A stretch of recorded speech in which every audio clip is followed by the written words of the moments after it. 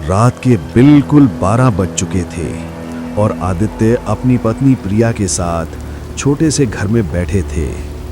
पूरे गांव में सन्नाटा पसरा था और एक खामोश डर महसूस हो रहा था और जोरदार बारिश हो रही थी। तभी उनके दरवाजे पर किसी ने जोर से दस्तक दी। आवाज सुनकर आदित्य और प्रिया चौंक गए। इतनी रात में कौन हो सकता है? लगता है कोई मुश्किल में है, उसे मेरी मदद की जरूरत है। मैं जाकर देखता हूँ। नहीं रुको, मत जाओ, मुझे डर लग रहा है। इतनी रात में किसी को मदद की ज़रूरत नहीं है। गांव में लोग जिसके बारे में बात करते हैं, मुझे लगता है ये वही है। क्या मतलब? मुझे लगती है वो पुल वाली चुड़ैल है। तुम पागल हो गई हो? तुम्हारा दिमाग खराब हो गया है? मुझे लगता है कोई बारिश में फंसा हुआ है और उसे मेरी मदद की जरूरत है। तुम जिस भूत प्रेत की बात कर रही हो, ऐसा कुछ नहीं होता है। मैं अभी जाकर देखता हूँ। नहीं, मत जाओ, मेरी बात सुनो। कोई भी मुश्किल में नहीं है। गांव के लोग जो कहते हैं ये वही है। तुम तो 2 साल गांव में नहीं थे। गांव में बहुत कुछ बदल गया है।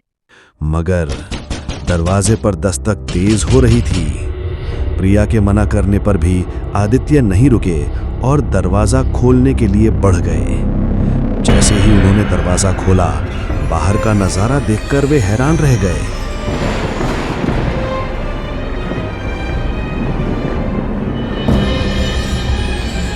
बाहर दूर दूर तक कोई नहीं था, सिर्फ बारिश का पानी और बिजली की कड़कड़ाहट थी और एक ठंडी हवा। ये तो बहुत अजीब बात है। कोई तो था जो दरवाजे को बार बार खटखटा रहा था। मैंने तुम्हें पहले ही कहा था कि मत खोलो। मैं जानती हूँ ये वही है। तुम भी ना प्रिया, बस एक ही बात रटे जा रही हो। इतनी तेज हवा चल रही है, हो सकता है उसकी वजह से आवाज आ रही थी। चलो अब सो जाओ। एक छोटा सा गांव था, शहर की भीड़-भाड़ और शोर शराबे से बहुत दूर। ये गांव अपनी खूबसूरती के लिए मशहूर था। हर तरफ हरियाली, खेतों में हमेशा लहराती फसल और पेड़ों के बीच से बहने वाली ठंडी हवा। लेकिन इस गांव के बारे में एक राज भी था। एक ऐसा राज जिसके बारे में सब चुपचाप रहते थे। कोई ज्यादा बात नहीं करता था। 2 साल बाद आदित्य शहर से वापस गांव आया। गांव बदल चुका था। नए घर बने थे, कुछ पुराने रास्ते अब बंद हो गए थे और लोगों के चेहरे भी बदले हुए लग रहे थे। लेकिन उन्हें ये नहीं पता था कि असली बदलाव गांव के अंदर नहीं बल्कि उसके अंधेरों में छुपा हुआ था। और फिर कुछ दिन बाद एक ऐसी रात आई जिसमें आसमान भी गुस्से में था। बिजली की कड़क से आसमान फट सा जाता था। तेज बारिश से पूरे गांव के कच्चे रास्ते दलदल बन गए थे। पेड़ जोर जोर से हिल रहे थे, जैसे कोई अनदेखी शक्ति उन्हें हिला रही हो। गांव के लोग अपने घरों के अंदर बंद थे, खिड़कियां बंद, दिए बुझे हुए, सिर्फ तूफान की आवाज गूंज रही थी। रात के बिल्कुल 12 बज चुके थे और आदित्य अपनी पत्नी प्रिया के साथ छोटे से घर में बैठे थे। आज की रात कुछ अजीब सी लग रही है। हाँ, मुझे तो बहुत डर लग रहा है। इसमें डरने की क्या बात है प्रिया? तभी उनके दरवाजे पर किसी ने जोर से दस्तक दी। अगली सुबह जब गांव के लोग चौपाल पर इकट्ठा हुए तो वे उस तूफानी रात के बारे में बातें कर रहे थे। तभी आदित्य वहां से गुजरे और उनकी बातें सुनने लगे। कल रात की बारिश तो बहुत डरावनी थी। पूरी रात चैन से सोने नहीं दिया। हाँ, मेरा भी यही हाल था। मैंने तो उसे देखा भी। वो सफेद साड़ी पहने हुए पुल के ऊपर से जा रही थी। उसे देखकर मैं बहुत डर गया और तुरंत अपनी खिड़की बंद कर ली। ये सुनकर आदित्य को प्रिया की बात पर यकीन हो गया। वो डर गया और उसके मन में उत्सुकता पैदा हो गई। तभी वहां गांव के सबसे बुजुर्ग आदमी जगदीश काका आ गए, जो उस घटना के बारे में बहुत कुछ जानते थे। काका, आप तो गांव के बुजुर्ग हैं, आपको तो पूरी सच्चाई पता होगी, हमें बताइए उसके बारे में। जगदीश काका ने कहा, तुम लोग जितना सोच रहे हो मामला उससे कहीं ज्यादा गंभीर है। मुझे आज भी बहुत अच्छे से याद है, मैंने उसे अपनी इन आंखों से देखा था। सच में काका, आपने उसे देखा था? हाँ, मैं उस काली रात को कैसे भूल सकता हूँ। सालों पहले की बात है, बरसात का मौसम था और अंधेरी रात थी। जोरदार बारिश हो रही थी और बिजली भी कड़क रही थी। तभी हमें खबर मिली कि गांव के बाहर खेत में किसी औरत की लाश पड़ी है। हम सब देखने गए। सबसे पहले मैं ही पहुंचा था। वहां जाके देखा तो वो लाश किसी और की नहीं बल्कि गांव की सबसे खूबसूरत महिला अंकिता की थी।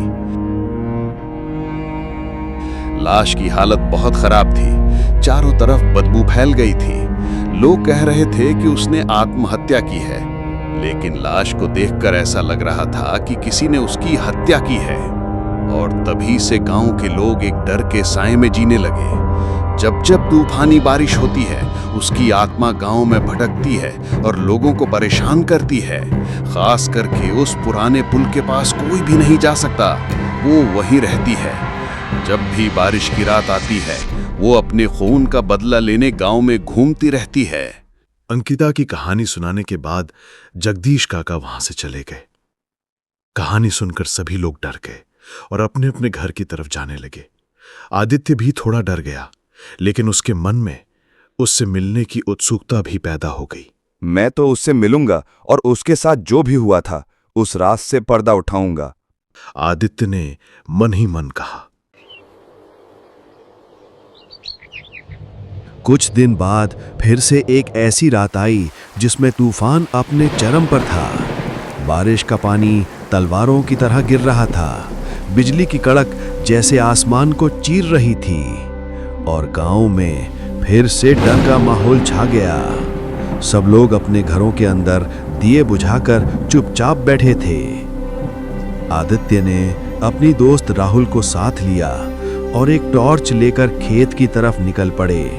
आदित्य, तुम्हें पता है ना कि हमें क्या करना है? मुझे बहुत डर लग रहा है कि कहीं कुछ गलत न हो जाए। हाँ हाँ, मुझे सब याद है और तुम इतना डरो मत, मैं हूं ना, मैं सब संभाल लूंगा। तुम्हें घबराने की जरूरत नहीं है। आदित्य और राहुल चलते चलते उस पुल के पास पहुंच गए जहां गांव वालों ने अंकिता की लाश देखी थी। तभी उन्हें पुल के ऊपर एक सफेद साड़ी में एक धुंधली सी औरत दिखाई दी। उसे देखकर राहुल डर से कांपने लगे। लगता है हम यहाँ आकर गलती कर दी, चलो वापस चलते हैं। आदित्य को भी डर लग रहा था, लेकिन उन्होंने हिम्मत नहीं हारी। तभी अचानक वो औरत पीछे मुड़ी। उसका चेहरा बहुत भयानक था और आंखें पूरी लाल थीं। उसे देखकर आदित्य और राहुल बुरी तरह डर गए। अगले ही पल वो उनकी तरफ हवा में उड़ती हुई भयानक हंसी के साथ बढ़ने लगी। राहुल और आदित्य कांप गए। आदित्य को लगा कि यहाँ रुकना खतरे से खाली नहीं है, इसलिए वे दोनों वहां से भागने लगे। वो दोनों जान बचाते भागते रहे और वो औरत उनके पीछे पीछे आती रही। उसकी हंसी गांव के आसमान में गूंज रही थी। भागते भागते आदित्य और राहुल गांव पहुंच गए और दोनों घर के अंदर आके दरवाजा बंद कर लिया। और वो रात बहुत ही कठिन थी। पूरी रात घर के बाहर आवाज आई, कभी किसी के रोने की आवाज तो कभी किसी के कराहने की आवाज। पूरी रात दोनों आंख भी न झपका पाए। और जैसे तैसे वो खौफनाक रात बीत गई। सुबह होने वाली थी और सूरज की पहली रोशनी के साथ थोड़ी सी राहत मिली।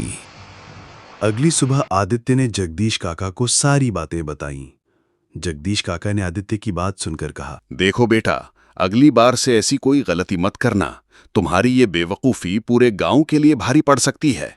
मैंने पहले ही कहा था ना कि उसके साथ कुछ गलत हुआ है।